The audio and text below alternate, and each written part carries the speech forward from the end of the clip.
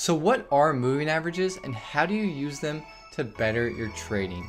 In this video, I'm going to show you how to set up and use moving averages to increase your profitability.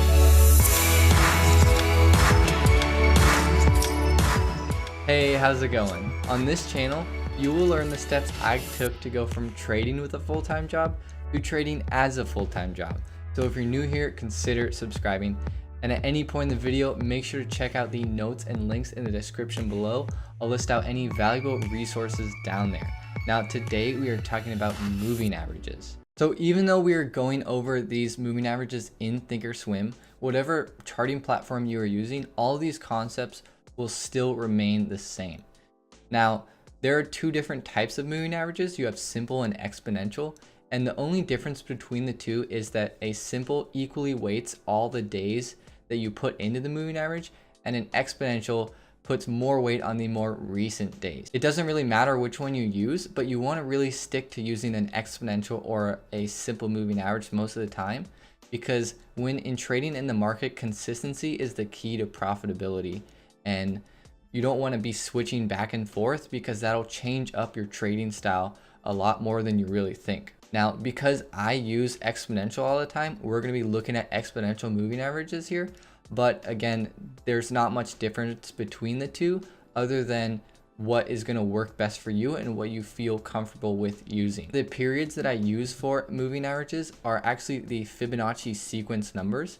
Because I trade using Fibonacci retracements quite often, I actually have my moving averages using the same numbers from Fibonacci. So for moving averages, I will quite often use the 8, the 21, and the 34, and those are numbers from the Fibonacci sequence. So to add a moving average in Thinkorswim, we're just going to go up here to studies and then edit studies and just type in the search box exponential, and that'll bring up moving averages, and then just double click on that and it'll bring it over to add it to the chart.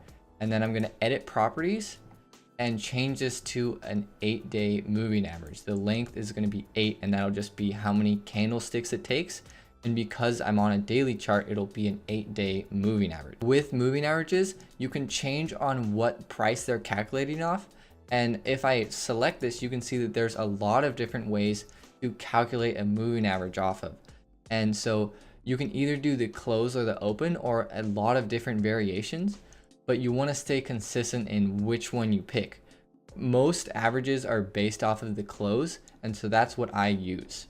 Now, there aren't really any other crazy settings that you can change. The general default settings are really what you want to go with.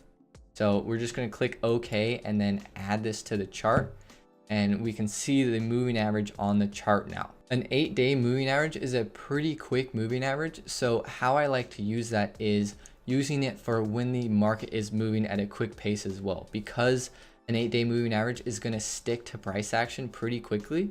Because it only has 8 days in the moving average and it's exponential, you want to really use it when the market is moving. As the market maybe takes off, you want to be using the moving average as potential support in a strong up move. Once it breaks that, you're going to want to look to a longer moving average. So for me, I would be then looking at the 21 moving average. So if I go up here again and add another exponential moving average and create that as a 21-day moving average, and you're going to want to come down here and change the color because it's going to default to the same color, and it's going to be really confusing if all your moving averages are the same color. So we're just going to add that to the chart.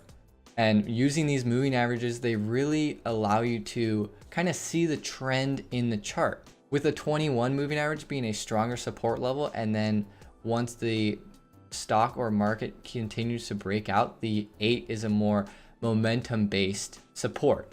And how you can see that is if we look at this stock in this area, as the market trailed off and took off up here, it came back and got pretty close to the 8 EMA multiple times, and this is kind of showing that it holds that zone as a support.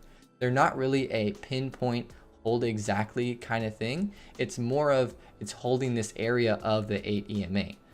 And over here where it broke through that 8-day moving average, it kind of breaks that support. And so when it breaks the 8-day moving average, it's going to want to go to the next moving average. And for me, that's the 21. So you can see that this stock came back down to the 21 moving average and held it as support a few times. And then once it took off, it then began to hold the 8 EMA as a support level. You can see that it repeated this cycle quite a few times.